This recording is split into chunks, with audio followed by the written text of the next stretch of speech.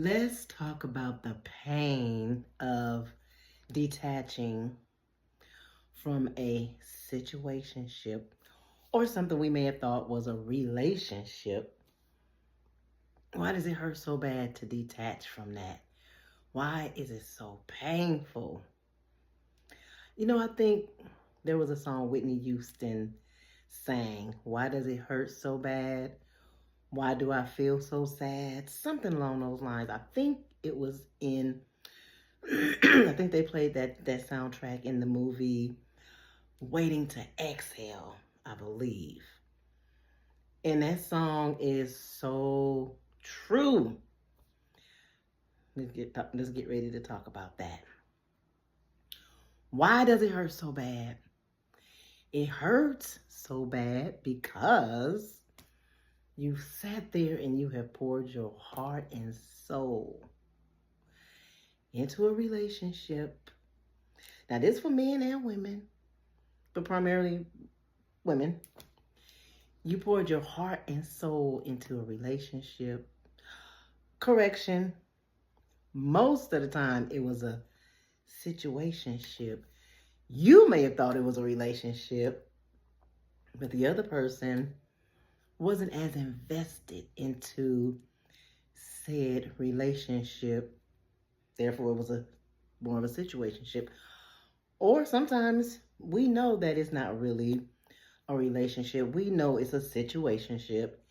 And shame on us because we allowed for that sometimes. So we have to take accountability as well. But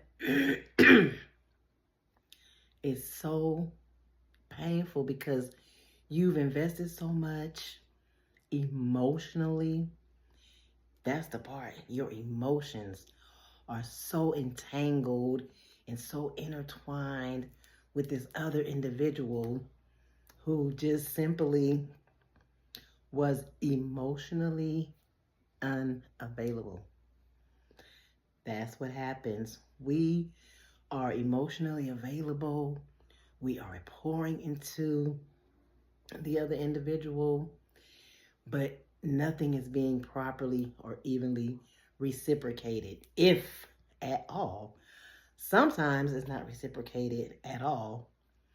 And we find ourselves just being drained because we are bending over backwards, jumping through hoops, showing up, available at the drop of a dime. And you know what happens when you're so available all the time? You're not valued for the most part. You're simply not valued, and it leaves a door open for the other individual to just simply take full advantage of that. And what happens? They start to take your kindness for some type of a weakness, and you're just not fully appreciated. And then there's a saying, because here's the deal, the other person is not making you a priority. You're more of an option. And there's a saying, if you're not going to make me a priority, I'm not going to allow you to continue to use me as an option. And my thoughts on that are this. Since we have choices, and since you think you have options and choices and you can't prioritize me, the person who's been pouring into you, investing into you, I'm going to make the choice for you, and I'm going to remove myself from your options list. I'm going to say bye-bye. I'm going to put me first. I'm going to choose me. But it's painful to do. I know it is. You don't want to walk away from the situation or the relationship because you feel like you've invested so much time, energy, sometimes money. Your emotions are all caught up in this. And you just want to hold on. You want to just hang on to it. I don't want to let it go. I can't. I've invested so much into this. What if he goes off and turns into Mr. Wonderful with another woman. Well, let him, because he's showing you every single day, or she, that you're not a priority. It shows up in their actions. How do they make you feel? Do you feel important? Do you feel like you're a priority? No. A lot of times we continue to ask questions. Is it this? Is it that? Does he or she this? Does he or she that? Do they like me like that? It shows up in the actions. Actions speak louder than words. I know you've heard that one too. So here is the deal. We are constantly making investments into people who are not giving us a great ROI. And you know what that is, right? Return on investment. So while we are investing into these people, hoping for some reciprocation, hoping that they picking up what we putting down, but they are just not built that way. Some people, they're just not built that way. They can't give us what we need. They're not valuing your presence. So when that happens, you have to show them your absence. You gotta say, I'm out of here.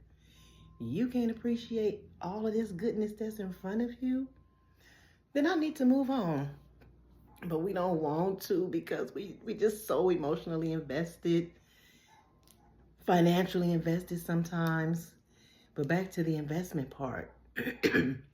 You're investing in this individual, and you're getting nothing in return. Now, do you think great investors, all of those top-notch investors, they don't keep putting their money into stocks or into businesses or whatever you have? They're not going to keep putting money into that, and they're not getting a great return on their investments. For what? Why would they do such a thing? Why do you do such a thing? You have to cut your losses. Take those emotions out of the situation. Think about yourself. It's okay to be selfish in that instance.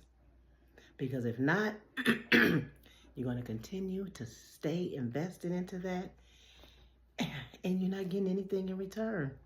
And later on down the line, it's just going to be more painful. So cut your losses ahead of time while you can. That's like an investor keeping money in a stock that's just tumbling. Pretty soon it's going to flatline, when they should have cut their losses and got out when they still had something left. Don't let those situations drain the heck out of you, and then you just so downtrodden, it's just going to be that much harder to recover. Yes, it's going to be painful to get out of it in the first place, but I'd rather get out way ahead of time than way down the line. Especially when you start to see those red flags come up. Especially when you're not being treated the way you deserve to be treated. You deserve so much better treatment. And you have to know that first and foremost. We often are looking for better treatment from people outside of ourselves. Many times it's because we're not loving on ourselves, or we don't love ourselves the way we should. And instead, we keep planting seeds in these other individuals. Let's look at a garden. You're not going to plant seeds, or you're not going to continue to plant seeds in a garden that has bad soil. Say an individual is bad soil, but you planted seeds over there initially. We didn't know the soil was bad at first. So we planted our seeds, and we watering, being nice, being accommodating, being an ear, being a shoulder, maybe loaning a few dollars, whatever that looked like.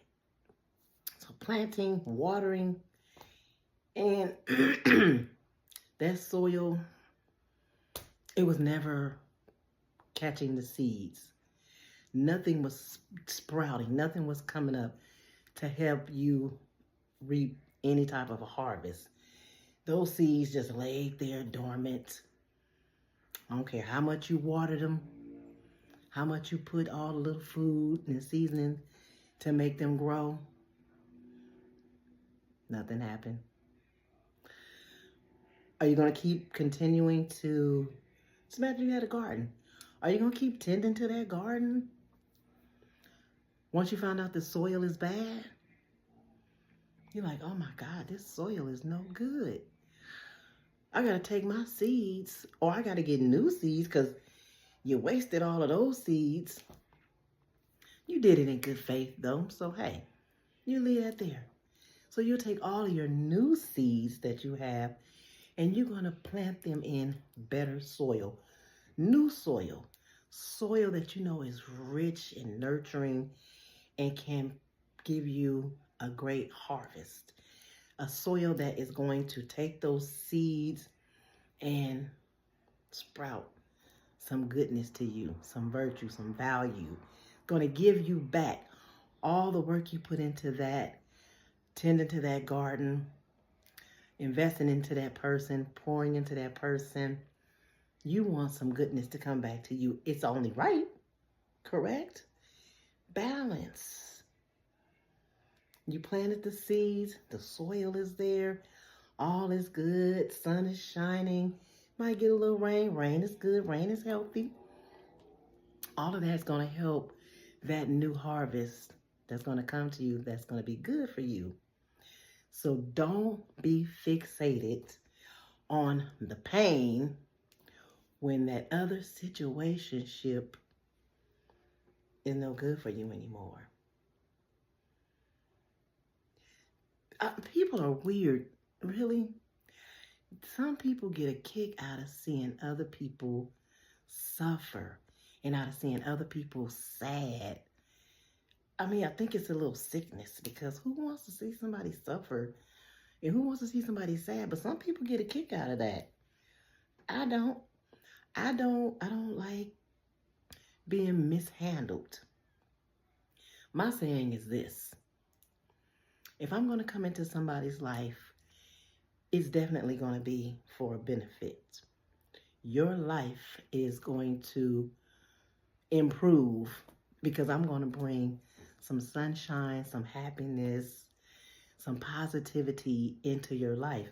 If you can't go into somebody's life and be an asset, you darn sure don't need any liabilities in your life.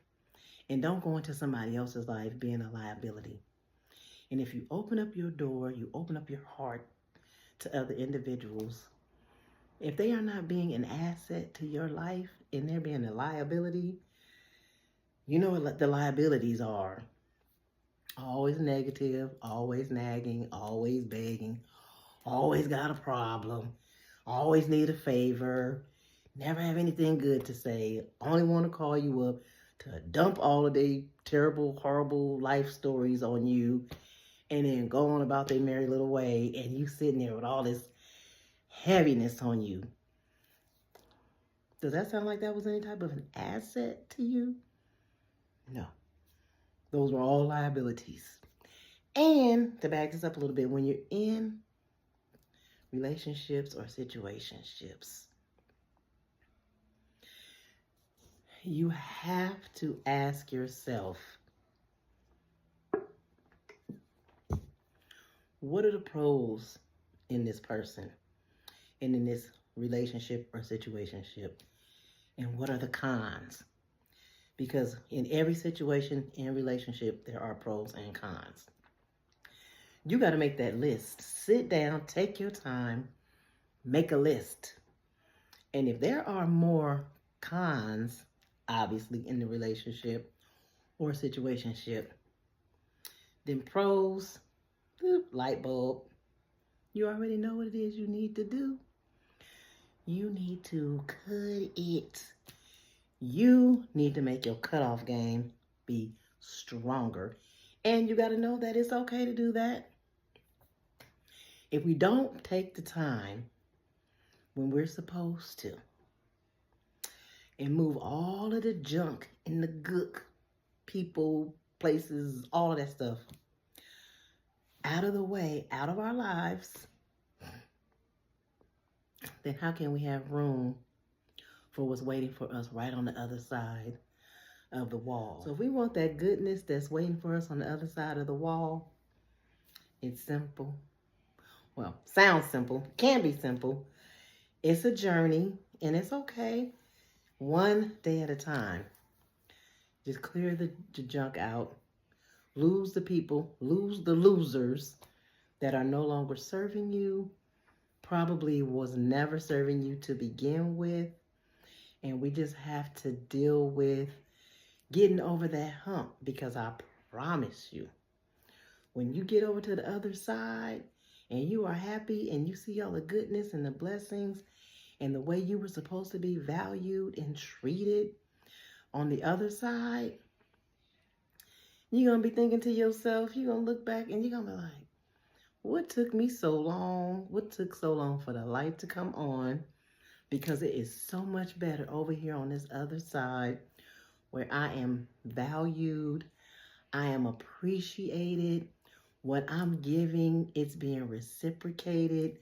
I'm being cherished. I can love on this individual. They can love on me. But first and foremost, I'm putting me first now. No more putting other people above me first. Because if you can't love on yourself, how can you love on other people anyway? It doesn't make sense. So you have to love on yourself first. And then you can give some love to some other people.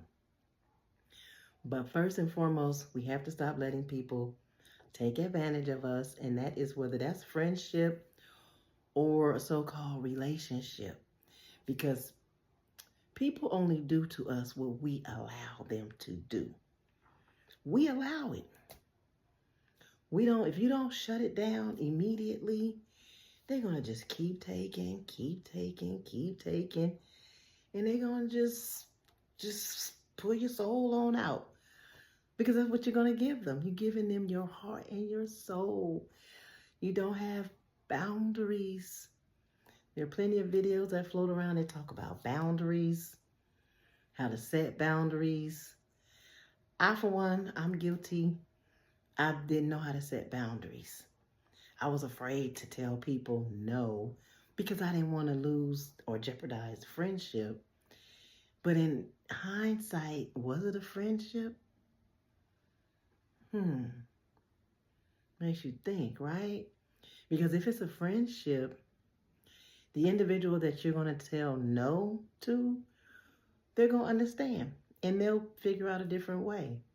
Because I know for me, I don't really ask for anything, but if I did, and if a person had to tell me no, what can I say? Okay, that's fine. I'll figure it out. Don't worry about it. And we're good. I'm not going to get an attitude. I'm not going to feel no kind of way because they told me no. Who knows why who knows why they had to tell me no, N-O. They don't have to give me a long explanation with it.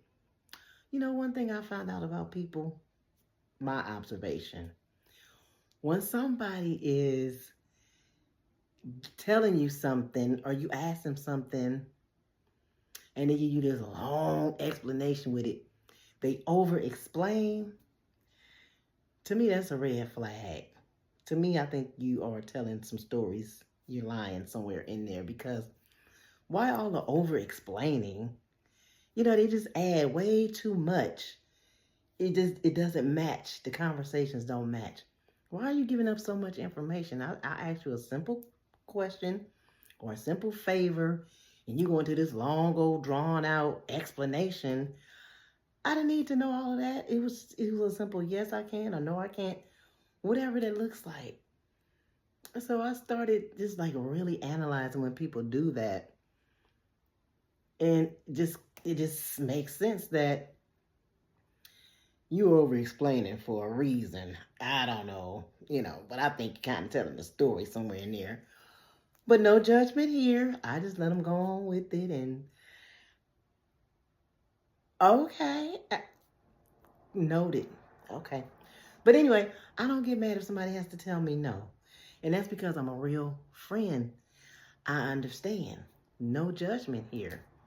So if you have a real friend and you have to tell them no, I've learned it's okay. And if they don't understand your no, then maybe they just weren't a real friend to you in the first place. Relationships, situationships, friendships, all of that. So get yourself rooted, grounded. Just, brace up and just prepare to let that situation go. It's going to hurt. I understand. Been there, done that, but I also know it's going to hurt for a little bit, but what they say, joy will come in the morning. So whatever that morning looks like, you make it through the night, you meditate, you pray, whatever it is you do, and just hold on to the notion that it's going to get better. It has to get better because you leaving the toxic stuff behind. Excuse me.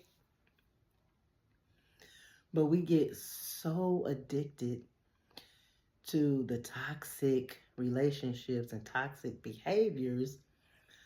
Sometimes we don't know the difference because we are so acclimated to it. We're so used to it. We're so conditioned to it. So when something good comes, you're looking at it kind of side eye like, what you up to? Because you're so used to toxic stuff. So we have to get out of that arena and get into the new arena of love, joy, happiness, positivity. I'm like this. I'm not going to be arguing with anybody. I'm not going around in circles with anybody. I'd rather be happy than to be right. Not saying I'm going to let people walk all over me, because here's the deal. If the disagreement is that bad, then the only thing I'm going to do is I'm going to let you be right. I'm not going to argue with you, but I'm going to just bow out gracefully and quietly. That's when I turn into moving in silence.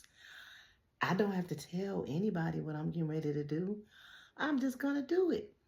If there's not an agreement and there's not going to be one in the foreseeable future, I don't have time. I will be alone, enjoying my own company.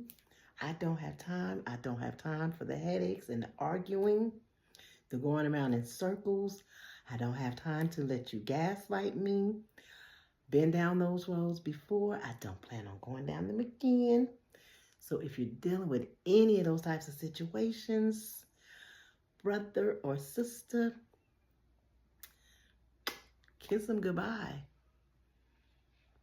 Now, some friendships you separate from, you could care less. You let them go, you cut, bye, you was getting on my last nerves anyway. Other relationships, friendships, romantic ships, some are going to be difficult to let go of. It's going to hurt, again, because you've invested so much into them and you don't want to let them go. But listen, you got to let them go.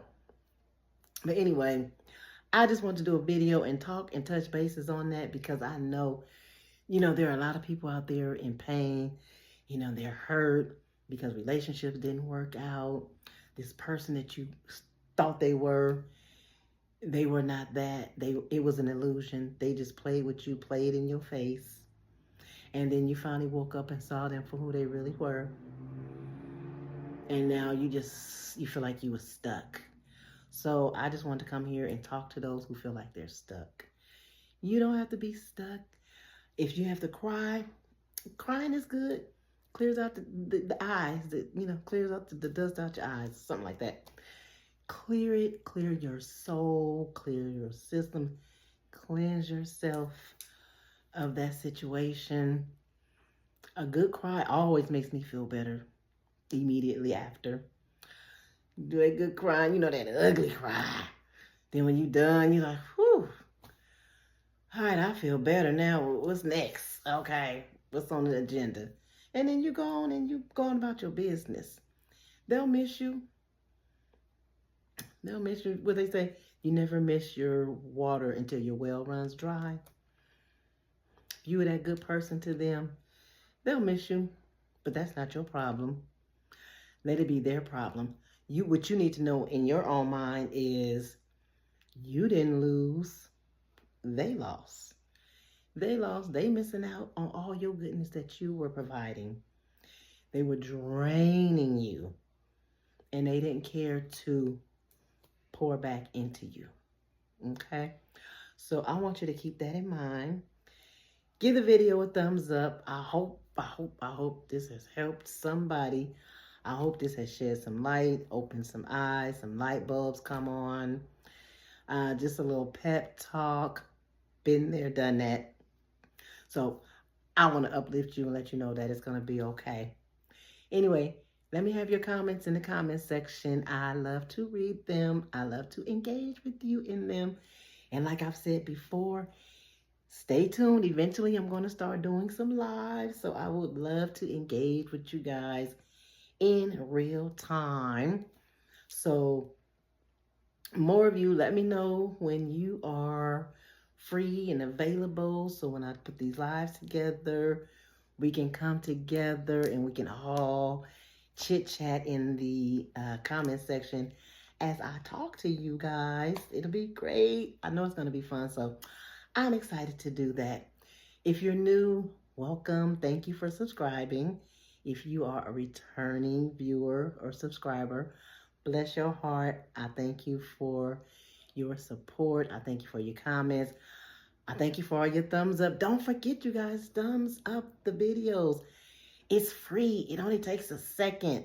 And it lets YouTube know that you are interested in the content that I am providing to you, to everyone, to all of my communities, my disabled community, my prepper community, and my general community. I told y'all, triple threat over here, okay? Anyway, have a blessed day, evening, morning, noon, night. And I'll see you guys in the next video. Okay, bye.